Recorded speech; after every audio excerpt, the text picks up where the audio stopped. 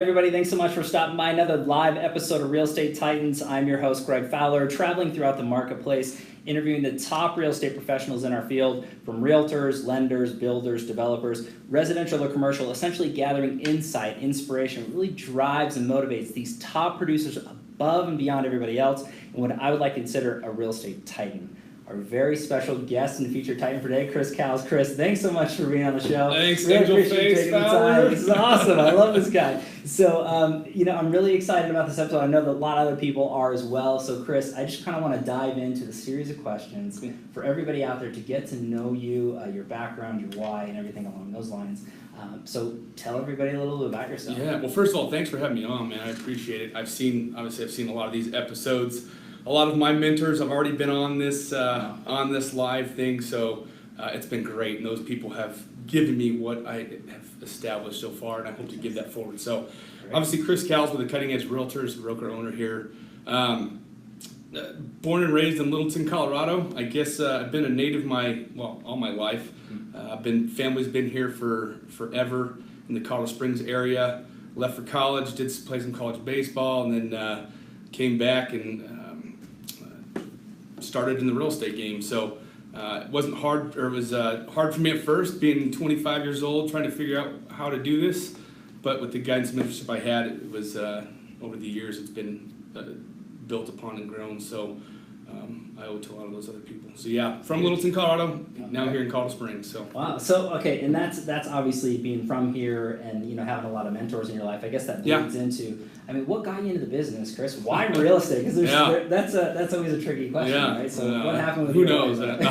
Why did this happen? So I actually knew at an early age what I was going to do. It was either going to be baseball, which I could not make into a living, or do real estate. And I actually wrote a paper in 7th grade for this thing called SOAR, and my counselor kind of guided us into this, and we had to say, hey, what would you like to do when you grow up? So I chose baseball and real estate. Obviously, uncle of mine, I'd always looked up to him in that form and fashion, and that's what kind of got me into it. I'd always been interested in entrepreneurship and how a house can make you money as well too. So sure.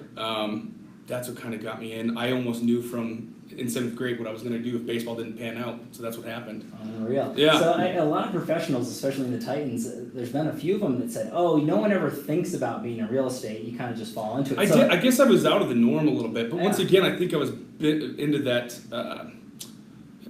side of things early. My dad owned a lumber company, so he supplied it to some builders and things like that. So I just kind of knew, or maybe I was ingrained in it that way.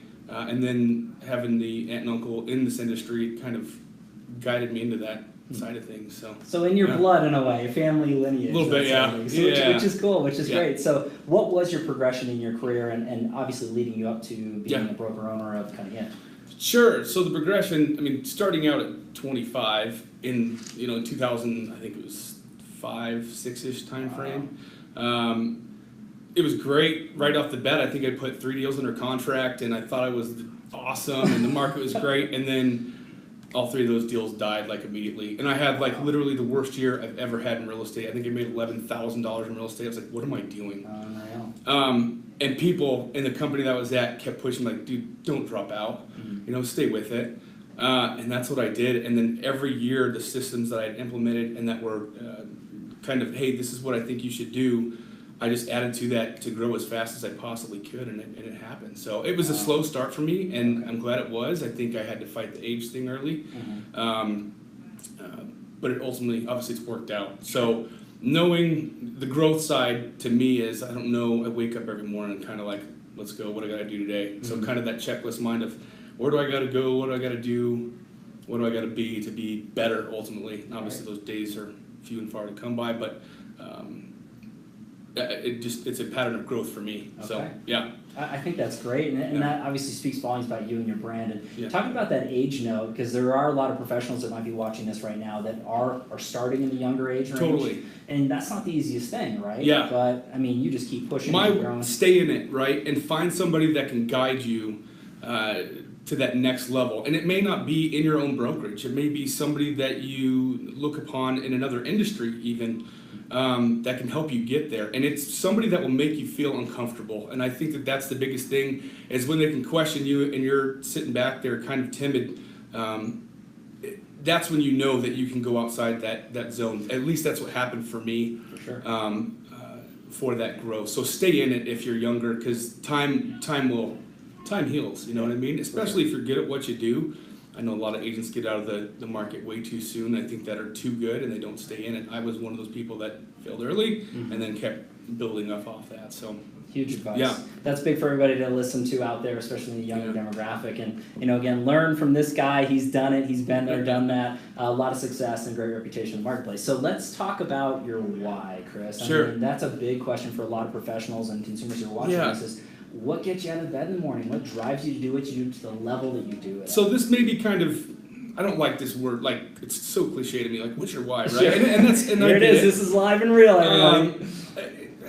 What's your why? Everybody has, it's my family, right? And then, don't get me wrong, that's what it is, right? I mean, that's wife, kids, things like that. But I truly believe that there's something innate in you that gets you up in the morning and just drives you. So whether that be at 4:30 in the morning or 5:30 in the morning, it just clicks. For me, that's what it is. So I look at that why and I look, it's just innate in me of how can I grow, how can I help others grow to get to that level of where I think they can be. And honestly, it irritates me when I see somebody I think can have that potential and they don't get there. And there's a lot of us out there. I mean, to me, I see it on a daily basis. That's why I always say surround yourself with people that you think can help you grow. And if you don't know where you're going, go do it and find out. So that you can try to get to that next level. So yeah, for me, my why is, of course, the family. Yay! Right. But more so, that drive within. Sure. It's just innate. I can't explain it other than just getting up and going. I love it. And doing. And it fuels me, man. So, and seeing people, my agents on my team or in my brokerage, and they're just starting to succeed, whether they're new or they have 30 years in the industry, and all of a sudden, bam, they have a great month, and then they capitalize on that and keep growing. That's what fuels me. There's a high to it that I can't explain, and I think once again it comes from in there. So I love it, man. Yeah. I think that a lot of Titans that have been on the series can echo that drive, that fire that's burning inside. It's goal-oriented. It's hitting those high notes. But then something that I think really stood out to me during that was also the happiness and joy and fire that you get from others around you. It's not just your success, it's everybody's success around you, and that's beautiful. Yeah, so you're right, man. I don't know what it is. I don't care about where I sit in the rankings. It's never fueled me. I'd love to see each one of my agents want to be number one or be where they want to be in their life. That's what gets me fired up. I guess I was a captain on my college baseball team, and it was one of those things where I just knew I wasn't as talented as some of those guys, and we're talking first rounders that made millions of dollars. But I wanted them to succeed, and I knew you could help guide them get there. That was a weird, and people always say, I want to be number one. It's just not who I am. I'm not a big fan of this kind of stuff either, but it helps. I think it helps me grow to see other people grow, and I don't know if that's, I like to see that in other people grow. For sure. So they can go do what they want to do someday and not have be inside that box, you know what I mean? Unless you want to be, then fine. Hey, it's not for everybody. This business is not the easiest. It's tough. But let's go into the growth vein and kind of keep this moving forward. So when we look back at your career thus far, if you could pick or choose one or two things that you added or adjusted that took your business from one level to the next, what does that look like for you? Well, one, I knew being on a team always, since the time I was little, whether it be sports or academics, I knew that I had to surround myself with people that meant something to me. Okay. And then I could see a little bit of myself in them, I guess, and then vice versa. I could see myself in them, and that's really fueled me on the growth level. Okay. So I think that first step for me was to get around people that were successful, so that I could keep reaching, keep going on that growth pattern. I'd say that's the biggest thing that's huge for me. So. I think so, and for a lot of people that are out there, looking for a piece of advice or something, nothing ever, as far as I'm concerned, beats a mentorship. Right. Somebody who's been there, walked the talk, been through the trial and error. Why try to reinvent the wheel if you know that there's a path that's laid out? You wouldn't have anybody specific that you want to shout out that really made an impact? I will, yeah, totally. So here's what obviously Larry Kendall was huge in the ninja selling systems. I was always told, hey, work harder, and you're like, when you're new, it's like, at what? You'd show up to the office and you'd be like, hey, what am I supposed to do today? And I knew what I had to do, and then like, well, where do you go from here? Right. So if you haven't been trained to do that, so everybody would say, work harder, which is fine, but at what, right? Sure. So Larry Kendall gave me that process and system to get into place that I can push that in, and that's ninja selling. Obviously, it was a huge thing. The previous company I was at, fantastic group, they had provided Larry Kendall at an event that we had, and it was awesome because he laid it out there for me. And I know most realtors, I think you got to think of yourself as a business owner. Mm-hmm. They don't do that, so they don't understand that. Okay, yep, you can have the culture, the leads, the accountability, but if you don't have the processes and systems, which we probably aren't good at naturally, you can fail quick. So he laid that out for me, so I think that was the next big platform for me to get to that level. Okay, so. And that's big too. So mentorship, platform, systems. I mean, hopefully everybody. That's great advice. Hopefully everybody was writing that down. That's really, really big stuff. It doesn't matter if you're new or seasoned in the business. That's the fundamentals. So write that down. Let's go. You heard it from Chris, everybody. So let's go into the slightly difficult part of this interview and episode is the challenge question. So we all deal with challenges in life. Right? Man. Whether it's in the past, now, or into the future, but it's not so much what happens, but how we overcome. So if you could share a challenge with everybody out here that you overcame, that you become a stronger man because of, what does that look like for you? Sure. So to me, I can pinpoint to the day and hour of each of these events in my life. The first one, I was 18. I was at Columbine High School, which is still hard to talk about, but it made me, the shootings happened that year. It was April 20th, 1999. And, you think you're kind of invincible, I guess, and not invincible, but you're just not mature. Mm-hmm. And then something like that happens to you, it just rocks your world. So going through that shooting and losing a friend and knowing what it caused to other people was hugely detrimental to me right up front. But then I looked back on it and I was like, dude, that might have been one of the best things for me to grow. Sure. I guess if you don't feel those pains, you'll never feel the highs, right? Correct. So that was a hard moment in my life at 18 years old, and you go to public high school and feel like everything's good and dandy, and then your world's turned upside down, and you never go back there. I had to go off to college and try to figure it out, and it was a different world for me. So quick in my life. Where it's not supposed to happen. Sure. So, and the other one is obviously my wife. So she is actually a recovering alcoholic. Okay. So it was 2015. I lost my grandpa. That was a tough time in my life. My business was down because he was sick, and then watching my wife go what she went through, and trying to support her and still trying to run a business. That was probably one of the hardest times in my life. Those 2 times were pivotal in my. Not career, but life in general, to try to hurdle those, and knowing that, it's okay to talk about this stuff because we all go through the crap or the crud. Everybody. It's accepting it. And I was told by a good buddy of mine, everybody goes through the shit. It's how well you hide it. Right now I feel like, to me, I'm at that point where I can express some of that stuff, and know that people out there, you may have somebody that's abuses drugs or alcohol or just in a funky place. You can utilize other people that have been in that area, but be willing to talk about it and open. I know that's hard sometimes, but be willing to open and talk about it with those people that you may feel in that comfort zone. And to find those people is hard because people like to hold it in.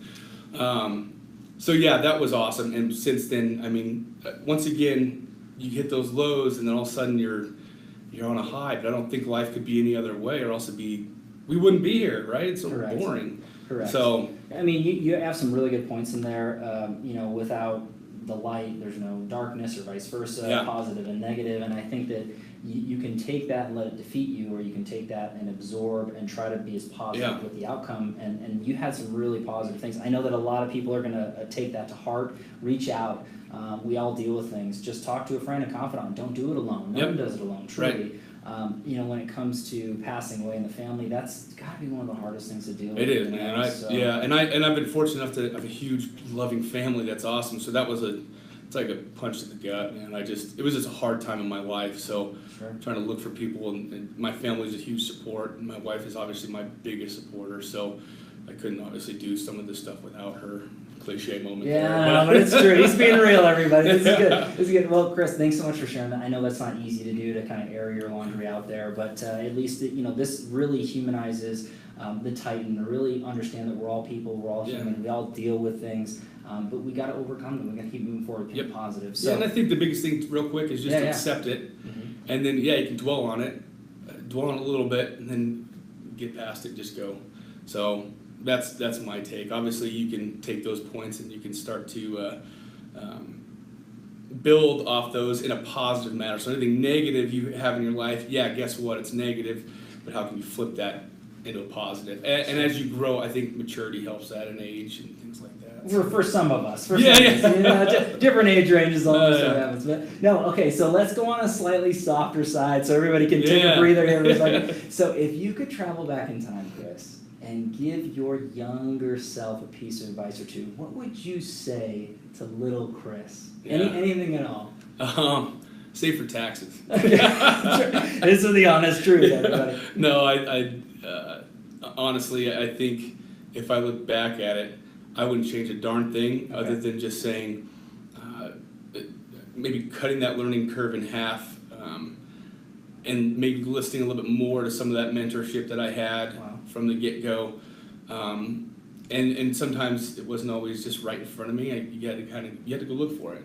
So I think I would have rather cut that learning experience in half by going out and doing more and finding more, right? So the time management side, I was lucky to have one of your other Titans, Brian Macker, who was very time-centric. I mean, he was, we coached some baseball together when we were younger. He was so just time-oriented, and so I learned a lot from him on that side of things, of just utilizing your time, but utilizing it effectively, and time blocking. And then obviously Frank, my uncle Finelli, he was one of the original founders at the Platinum Group, an honorary founder, and it's amazing to see the art form that he had with caring for people and giving to people verbally, things like that you could feel that warmth from him. So those things and refining them helped on that scale. So I would have told myself to get to those people quicker, some way, shape, or form.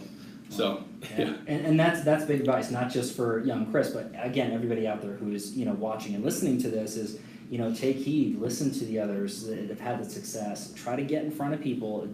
It's interesting that there's so many people that are afraid to talk to Titans or to top producers in any field, but you'll find that once you have the courage to ask and you're inquisitive, they want to share. Oh, totally. I think I once again, Debbie Reardon, I got to give a shout out to you. She always told me, I know, she was always looked at her board when I was 25 or 26, and she'd have like 40 listings and 15 under contract, and her average price was like $500,000. And I was like, Debbie, how are you doing this? She was such an open door policy, and to this day, I take that and I try to pass on to whoever I can. Vice versa, I remember her coming to me when I was 27 years old and saying, how would you do this? And I was like, fantastic. Why is Debbie, who does 30 million in production when nobody was doing 30 million in production, asking me this? And it was such like a pivotal moment for me to look back now and say, how do these younger people, how are they doing this, right? And to ask them, what do you think? So I don't think we go outside that box once you get into a Titan level of going back and reverting back to some of the stuff that may have brought you there, and going to ask for help from the younger people or the younger agents of how they might do something to think outside that box. That's big, and that's huge advice out to the other top professionals and producers. And a lot of them know this. They're constantly learning, constantly growing, and none of them will ever say they know it all. No. So I think that's a huge note for everybody to take. If you think you know it all, you're wrong, and you should change that attitude and keep asking. Doesn't matter where you're at in life. So that was really, really big stuff. Yeah, and shout out to Debbie, fellow Titan, so hopefully you're watching. But okay, so let's go into the feeding of the mind question, because this is really important. A lot of the viewers Sure. want to know what these Titans are learning and how they're continually growing. So books you're reading, podcasts you're listening to, influencers on social media, coaches, what does that look like for you? How do you consume it? Love Maxwell's stuff, the leadership stuff. That's amazing to me. Read a lot of his stuff. Okay. I love I'm kind of a quick YouTuber guy in the morning. Oh, nice. Just quick positive YouTubes from like David Goggins. He's a little intense, but it's kind of neat to know that kind of stuff's out there. Gary Vaynerchuk, stuff like that. Yeah. And then what I take from it is obviously just go do it. You can watch these things all day long, but if you don't take any action to it, there's no need to it. So action creates action. I think you have to get it up. If it provides a spark, great. But I think you just got to act on it and go do it. Just go do it. So that's my kind of mantra, I guess. It's just figure it out. And if not, I guess I learned this.